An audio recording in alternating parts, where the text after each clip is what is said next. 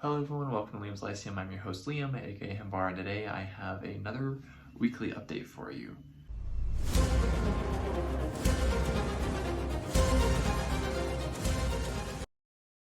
This is Liam's Leapings number 14. This is for October the 22nd, 2022. Now this is exciting because that means it is only one day away from the Day of Might. So we're going to talk a little bit about that today, but mostly I just want to go over real quick the themes I read. I want this to be shorter than they have been the last few weeks.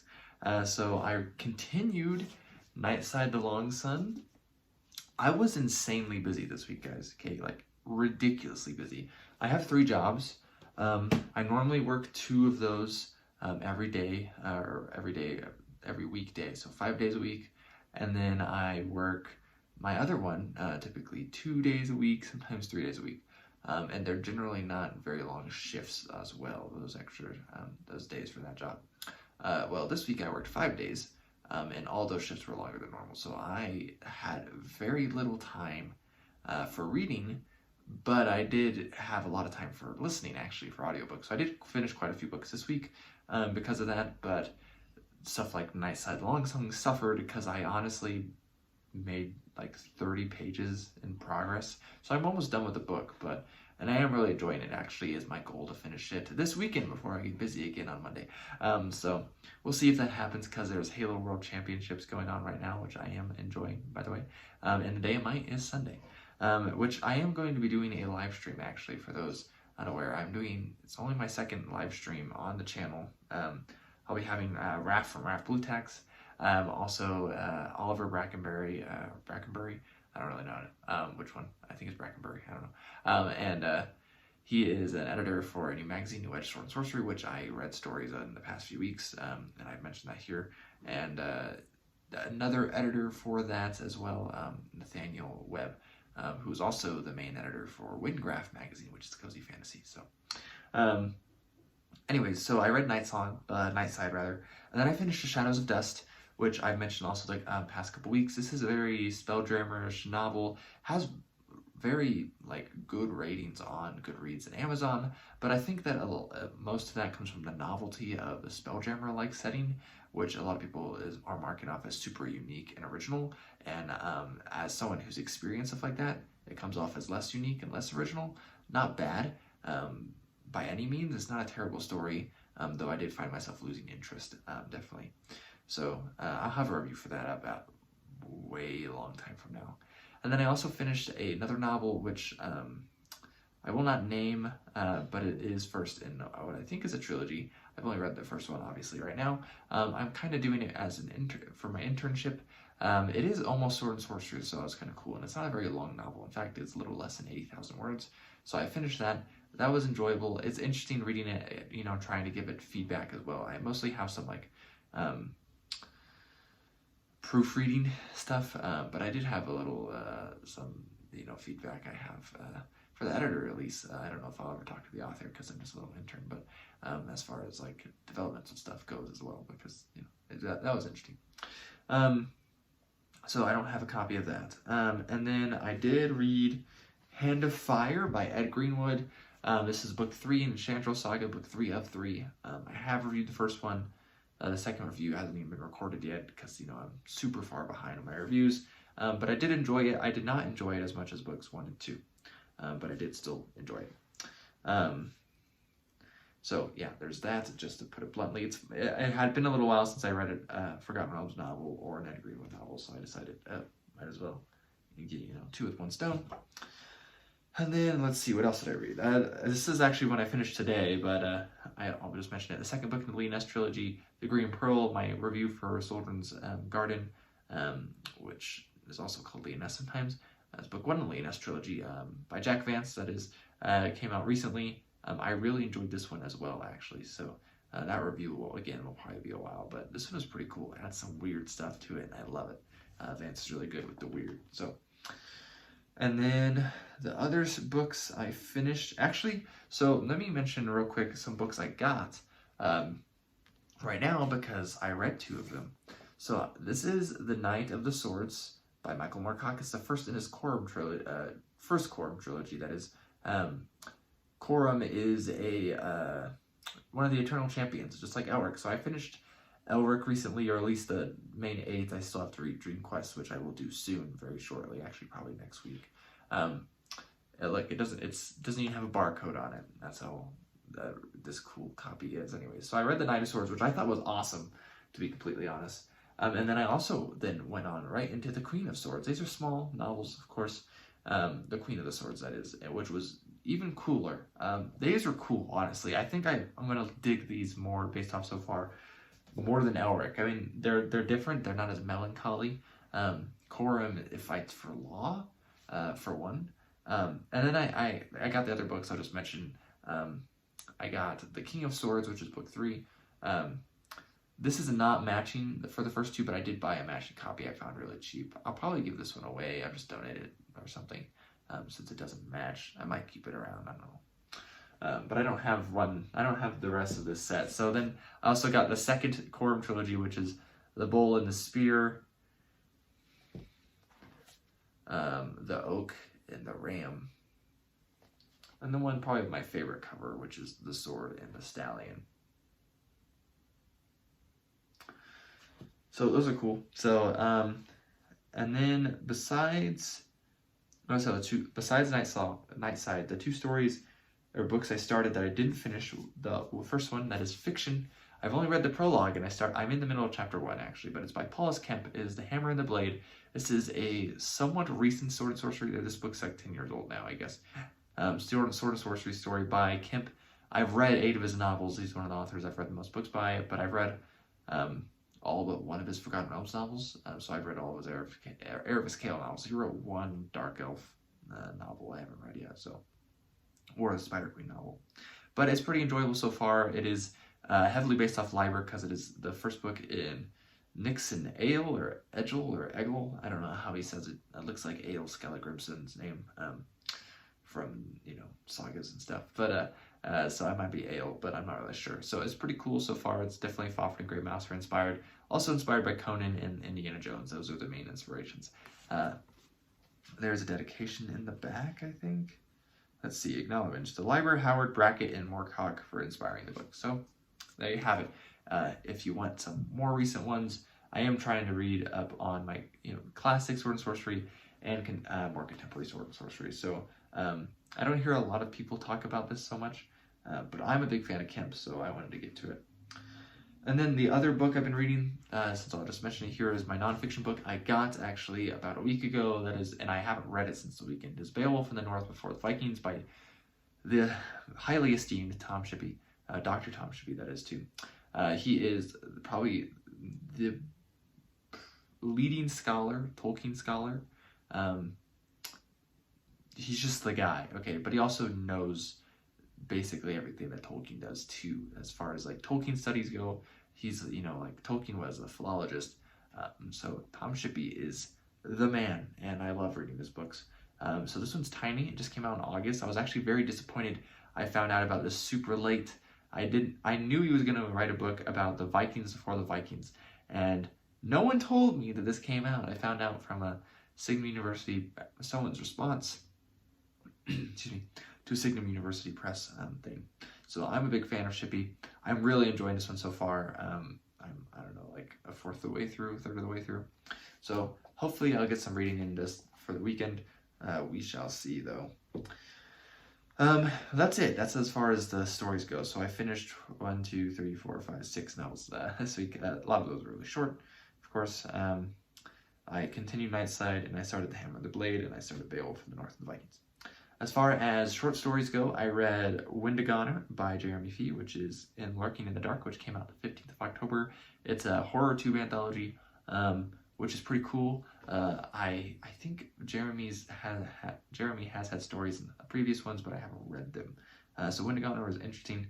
Kind of in the style of Stephen King, as far as he was saying. I've never read any Stephen King, as far as I'm aware. Yeah, I guess it kind of seems like Stephen King, but I haven't read anything by him, nor have I seen any movie based off his works, and I don't know if I ever will, because I don't really care that much about Stephen King. But it was a pretty interesting story, actually. It follows Wendigos, if the name Windegoner didn't, kind of tip you off to that. And then I read Old Moon over Urukad, Urquhart. I don't really know how to say it. It's by David C. Smith. This was in New Edge Sword and Sorcery, issue 0 again. This is the 3rd story, I believe. I've read one every week for the past few weeks. So I'm a fan of Smith, actually.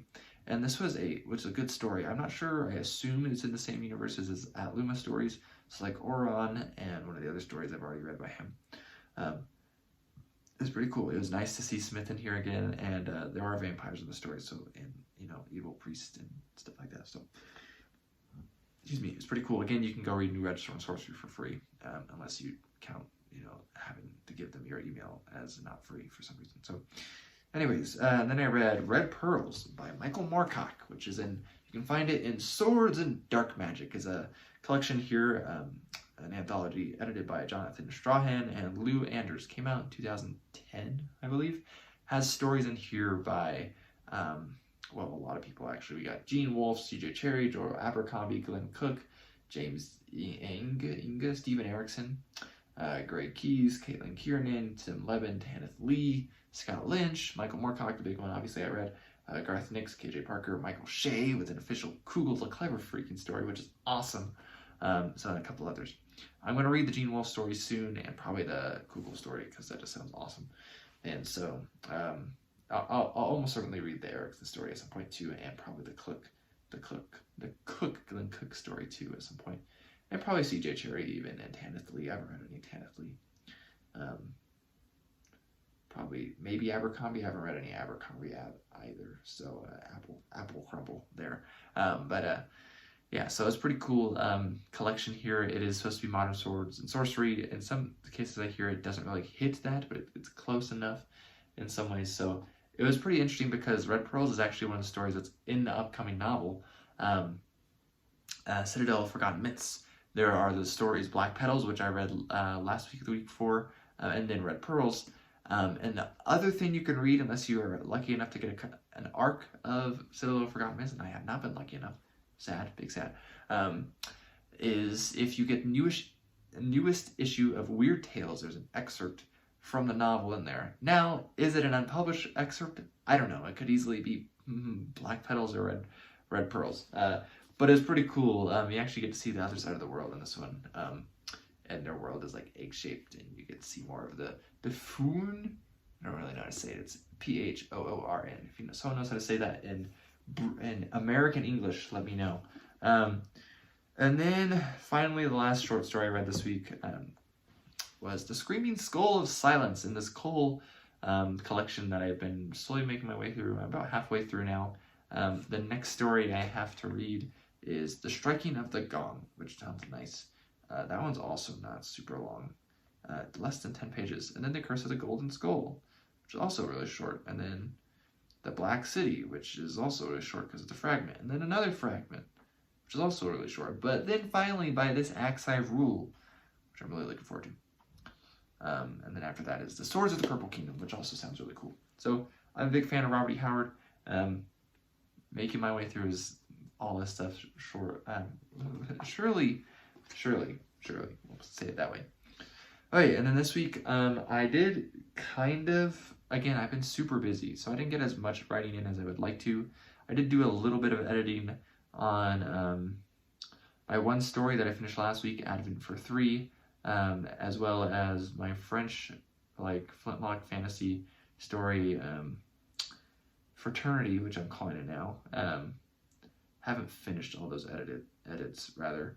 And then I started 3 stories about my character Anada, because actually there is a call by Jeremy Fee again for a anthology, and I wanted to see if I could get a story in there that'll be accepted. And it's the half-human heroes is the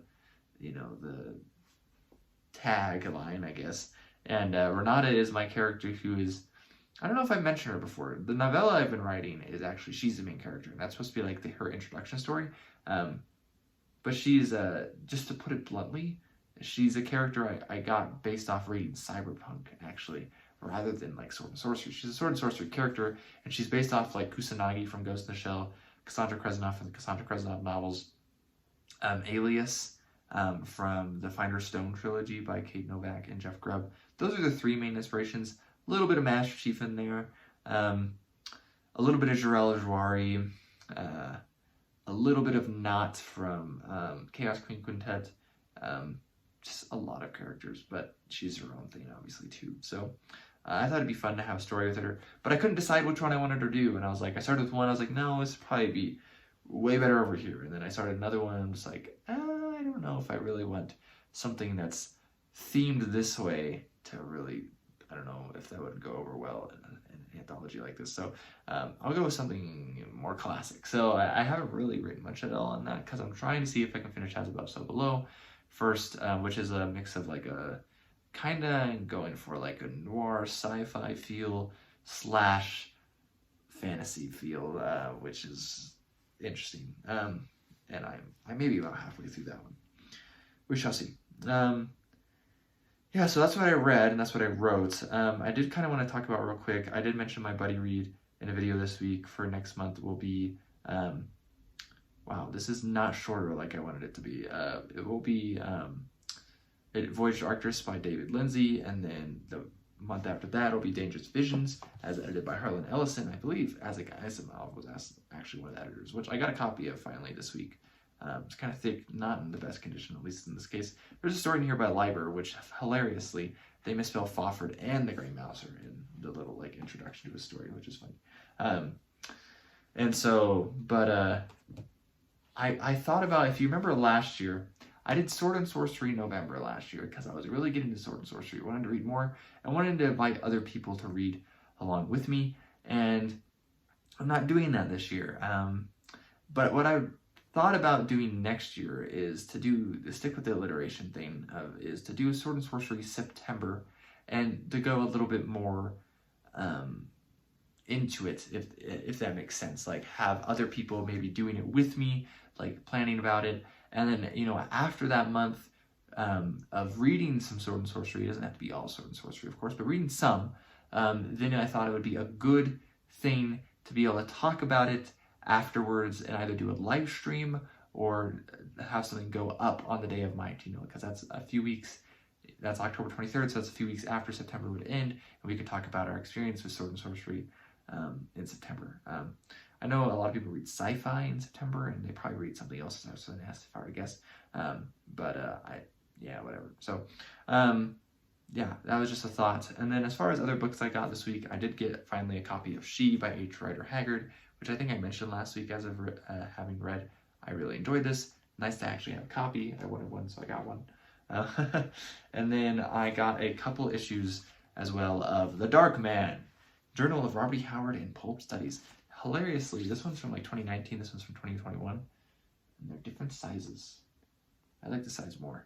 This is about the size my other journals are. I haven't opened these up yet. I just got them yesterday. I haven't had time. Jason Ray Carney, who's actually one of the editors, well, he is the editor, basically, the main one for this, is also the main editor-in-chief for 2 magazines, as far as I'm aware, Whetstone, Amateur Sword and Sorcery, and The Witch House, which is Cosmic Horror magazine. So that's pretty cool stuff.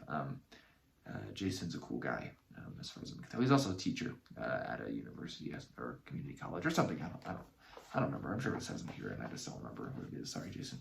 Or Mr. Carney, or Dr. Carney probably is. I don't know. Yes. Anyways, so that has been my week. But come join, celebrate for Sword and Sorcery. I mentioned some good Sword and Sorcery in here.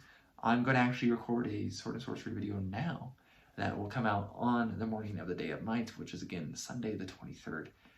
This is a good excuse to read some Sword and Sorcery if you never have. I know that's what I talk about with books. You can also experience Sword and Sorcery in some other avenues, which I'll talk about a little bit in my video. So anyways, Liam of Liam's Lyceum. I'll catch you next time.